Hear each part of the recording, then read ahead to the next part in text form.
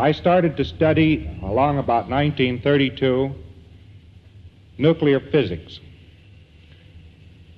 Many people ask the question every once in a while, is Ron really a physicist?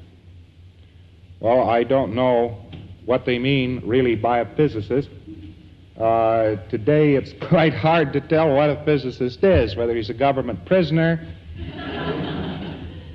or a genius or just a plain damn fool.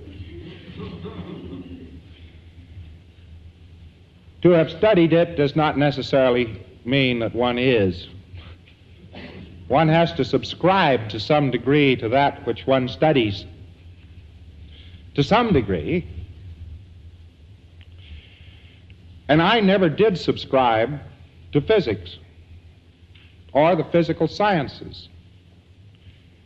When I was much younger than that, I had had quite a dose of asiatosis, a malady known in the Orient as I don't know-ism.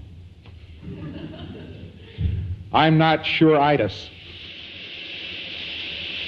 The I don't entirely believe that school of thought. I had been taught long before I had much contact with physical science that man was important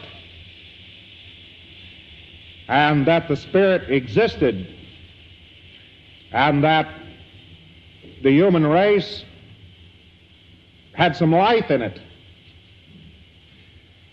And in 1930, when I first took up the basic courses of the physical sciences, it was without benefit of very much high schooling. And I walked straight in, not warned, perfectly innocent, went into the registrar, signed up, didn't know what I was getting into. And the next thing you know, somebody was saying to me, mathematics are themselves and the peer of everything, and life, well, life. But mathematics, but life. Something wrong here, something wrong here. They think mathematics is a thing, not a process. Well, we had a collision about that, and after being expelled a few times. And I had the lowest grades ever registered for a student still continuing.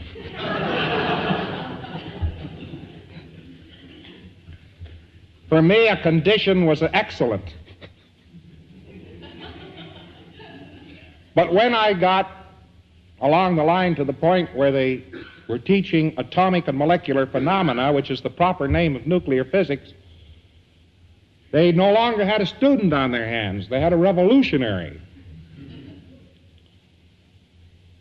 Because it seemed to me, for instance, just in the field of physics, that a particle was a wave motion, and not a particle, but a wave motion which had solidified into a particular form, but was still a wave motion. And I couldn't get this out of my head.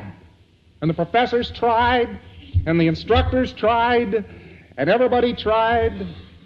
And on the final examination in one particular course, they said, is an X-ray, this is the total question, discuss whether an X-ray is a particle or a wave.